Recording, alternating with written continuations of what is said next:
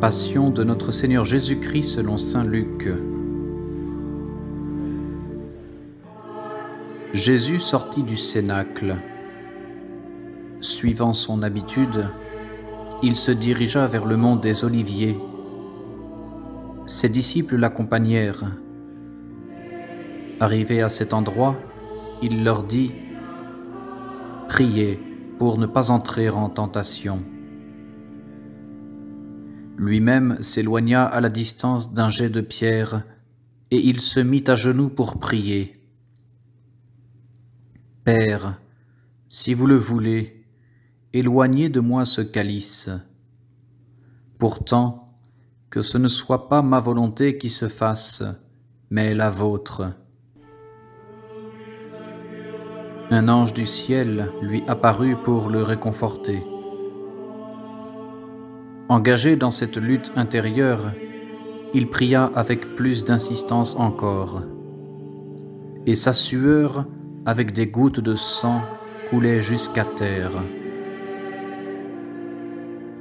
Après sa prière, il se releva et vint à ses disciples, qu'il trouva endormis de tristesse. Il leur dit : « Comment ? Vous dormez ? Levez-vous et priez pour ne pas entrer en tentation. » Il parlait encore qu'une troupe de gens survint. À sa tête s'avance Judas, l'un des 12. Il s'approche de Jésus pour l'embrasser. Jésus lui demande : « Judas, c'est par un baiser que tu trahis le Fils de l'homme. » Ceux qui entouraient Jésus comprennent ce qui va se passer. « Seigneur, dit l'un d'entre eux, si nous frappions de l'épée. » Et l'un d'eux frappe un serviteur du grand prêtre et lui coupe l'oreille droite. Mais Jésus intervient. « Restez-en là. » Il touche l'oreille du blessé et le guérit. Puis il se tourne vers les agresseurs, chefs des prêtres, officiers du temple et membres du conseil. « Suis-je donc un malfaiteur, que vous soyez venus avec des épées et des bâtons ?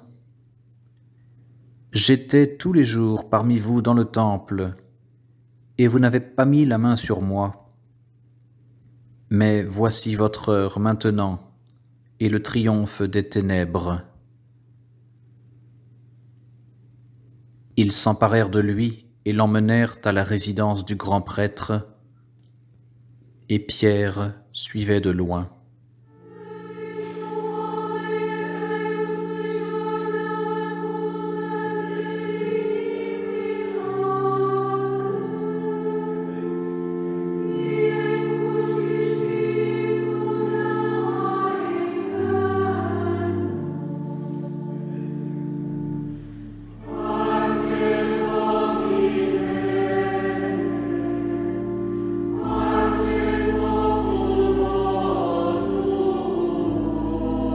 Ils avaient allumé un feu au milieu de la cour et s'étaient assis tout autour. Pierre prit place parmi eux. Une servante le vit assis devant la flamme, le dévisagea et s'écria : « Lui aussi était avec cet homme. » Mais Pierre nia : « Femme, je ne le connais pas. » Peu après, quelqu'un d'autre dit en le voyant : « Toi aussi tu es des leurs. » Et Pierre de répondre : « Non, je n'en suis pas. » Une heure plus tard, un troisième affirma nettement : « Certainement, cet homme était avec lui. D'ailleurs, il est galiléen. » Et Pierre répondit : « Non, je ne comprends vraiment pas de quoi tu parles. » À l'instant même, le coq chanta. Et le Seigneur, s'étant retourné, arrêta sur Pierre son regard. Alors Pierre se souvint des paroles du Seigneur. « Avant que le coq ait chanté, tu m'auras renié 3 fois. » Pierre sortit et pleura amèrement.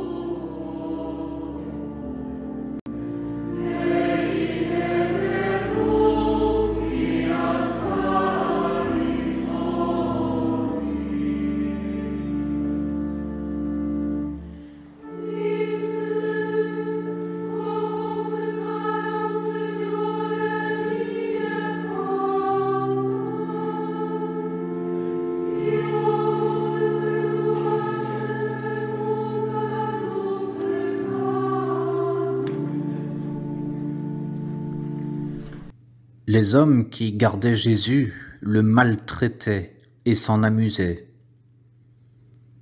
Ils lui avaient bandé les yeux et le frappaient au visage en criant « Fais donc le prophète, devine qui t'a frappé !» Et ils l'insultaient de bien d'autres manières. Lorsqu'il fit jour, les anciens, les grands prêtres et les scribes se réunirent en conseil. Ils firent comparaître Jésus devant leur tribunal. « Si tu es le Christ, dis-le-nous. » Jésus leur dit, « Si je vous réponds oui, vous ne me croirez pas. Si à mon tour je vous interroge, vous ne me répondrez pas et vous ne me relâcherez pas. Bientôt pourtant, le Fils de l'homme siégera à la droite du Dieu Tout-Puissant. » Tous demandèrent, « Alors, tu es le Fils de Dieu ?» Et Jésus répondit, « Vous l'avez dit, je le suis. » Ils s'écrièrent alors, « Avons-nous encore besoin de témoins ? Nous venons d'entendre son aveu de sa propre bouche. »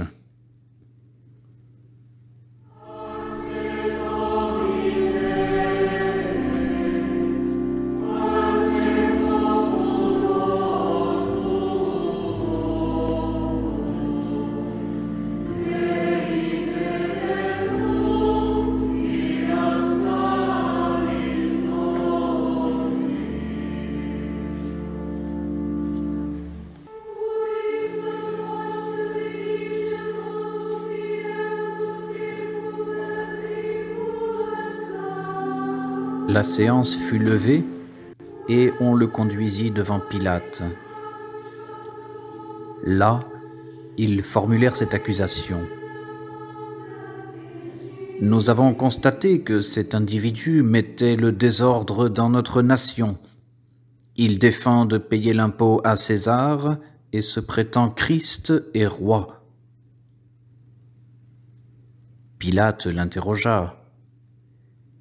« Es-tu le roi des Juifs ?»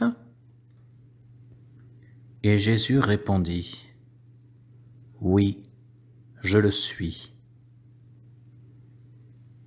Pilate s'adressa aux grands prêtres et à la foule, et il dit, « Je ne trouve en cet homme aucun motif de condamnation. » Mais eux redoublaient leurs instances. Il soulève la population en prêchant dans tout le pays depuis la Galilée où il a commencé jusqu'ici. À ce mot de Galilée, Pilate demanda s'il était galiléen.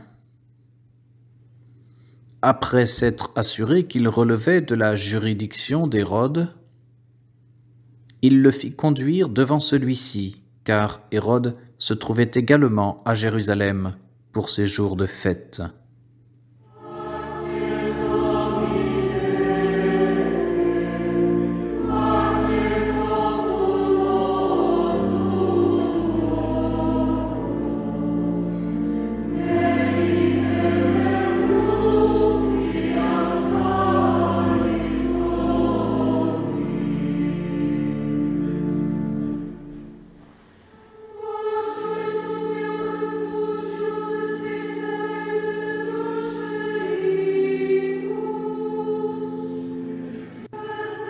En voyant arriver Jésus, Hérode fut très content. Depuis fort longtemps, il désirait le connaître, tellement il en avait entendu parler. Il espérait bien lui voir faire quelques miracles. Il lui posa donc de nombreuses questions, mais Jésus ne répondait rien. Les grands prêtres et les scribes étaient là et l'accusaient avec acharnement.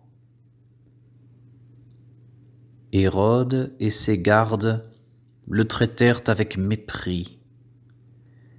Ils s'amusèrent à le revêtir de la robe blanche, puis ils le renvoyèrent à Pilate. Et de ce jour, Hérode et Pilate, ennemis jusqu'alors, redevinrent amis.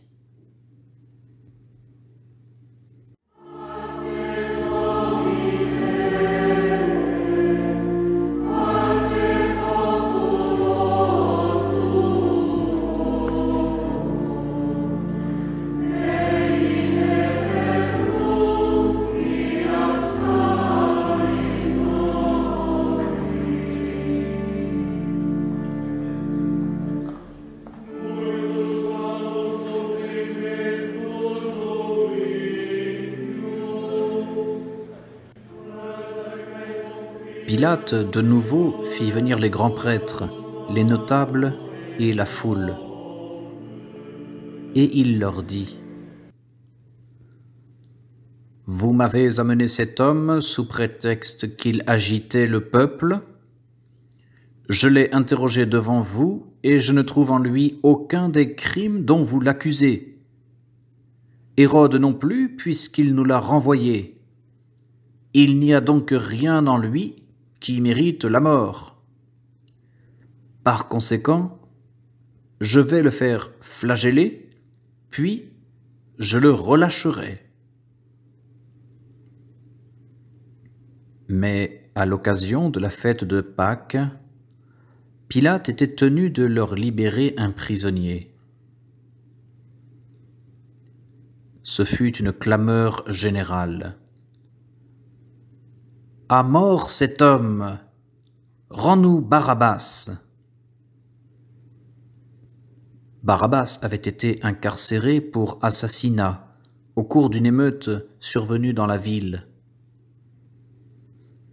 Pilate reprit la discussion car il voulait libérer Jésus. Mais il couvrait sa voix de leurs cris. « Crucifie-le! Crucifie-le » disait la foule. Pour la troisième fois, Pilate essaya d'intervenir, et il dit : « Mais quel mal a-t-il donc fait ? Je ne trouve rien en lui qui mérite la mort. Pour le corriger, je vais le faire flageller, puis je le relâcherai. » Mais il s'acharnait et avec des hurlements réclamait sa mort. Leurs cris redoublèrent. Alors Pilate accorda la sentence qu'ils exigeaient. Il fit relâcher le prisonnier qu'ils réclamaient, le révolté et l'assassin.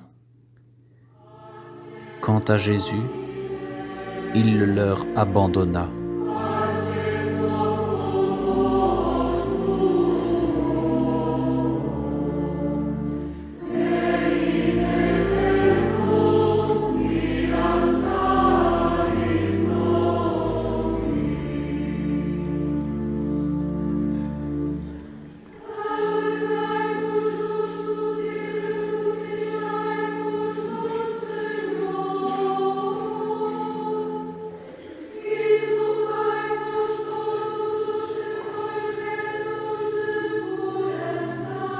Et tandis qu'ils l'emmenaient, ils arrêtèrent en chemin un certain Simon de Cyrène, qui revenait des champs, et ils le chargèrent de la croix pour qu'il la portât derrière Jésus. une foule immense suivait. Des femmes pleuraient et se lamentaient sur son sort. Jésus se retourna vers elles et il leur dit : « Filles de Jérusalem, ne pleurez pas sur moi, pleurez plutôt sur vous-mêmes et sur vos enfants, car des jours viendront où l'on dira : heureuses les femmes qui n'ont pas d'enfants à nourrir et à élever. Alors on souhaitera voir tomber sur soi les montagnes et les collines, car si l'on traite ainsi le bois vert, qu'en sera-t-il du bois sec ? On emmenait aussi avec lui 2 autres criminels pour les exécuter.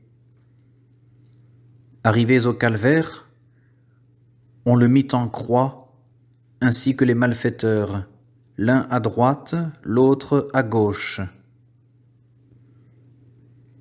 Jésus, pendant ce temps, priait, et il disait : Père, pardonnez-leur, ils ne savent pas ce qu'ils font. Les soldats se partagèrent ses vêtements en les tirant au sort.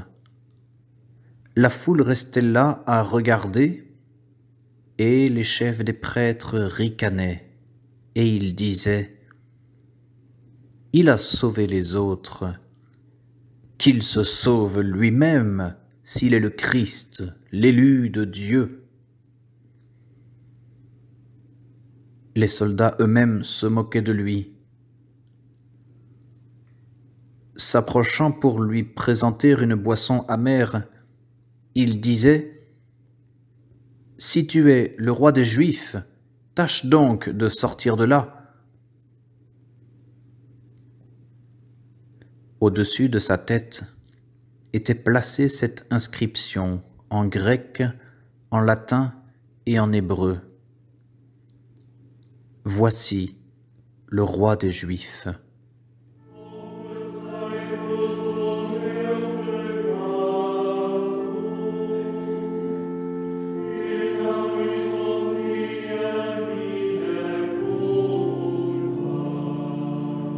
Or, l'un des malfaiteurs crucifiés avec lui l'insultait aussi, et il disait : N'es-tu pas le Christ ? Tire-toi d'affaire, et nous avec toi. Mais le second lui fit des reproches. Toi qui endures le même supplice, tu n'as même pas la crainte de Dieu. Pour nous, ce n'est que justice, nous payons pour nos crimes. Mais lui n'a rien fait de mal. Alors il se tourna vers Jésus et il dit : Seigneur, souvenez-vous de moi quand vous serez dans votre royaume. Alors Jésus lui répondit : En vérité, je te l'assure, aujourd'hui même tu seras avec moi dans le paradis.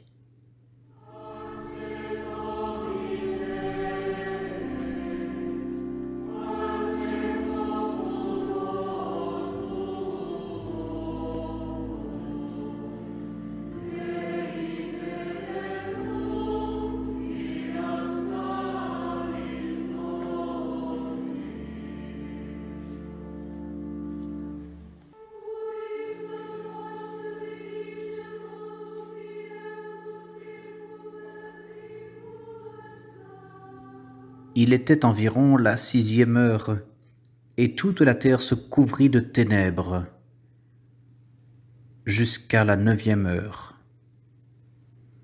Le soleil s'était obscurci, et le rideau du temple se déchira par le milieu. Alors Jésus jeta un grand cri, et il dit, « Père, je remets mon âme entre vos mains. » À ces mots, il expira.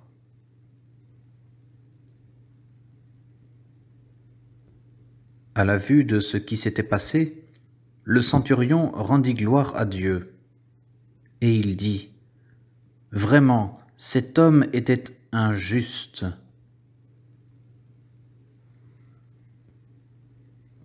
Toute la foule qui s'était amassée pour voir le spectacle, constatant ce qui venait de se passer, s'en retournait et se frappait la poitrine. Quant aux amis de Jésus et aux femmes qui l'avaient suivi depuis la Galilée, ils restaient à quelque distance et regardaient. Survint alors un membre du Sanhédrin appelé Joseph. Bon et juste, il n'avait pas donné son assentiment à leurs décisions ni à leurs actes. Il était d'Arimathie, en Judée, et il attendait lui aussi le royaume de Dieu. Il alla trouver Pilate pour lui demander le corps de Jésus. L'ayant descendu de la croix, il l'enveloppa dans un linceul et le déposa dans son tombeau creusé à même le roc, et dans lequel personne encore n'avait reçu la sépulture.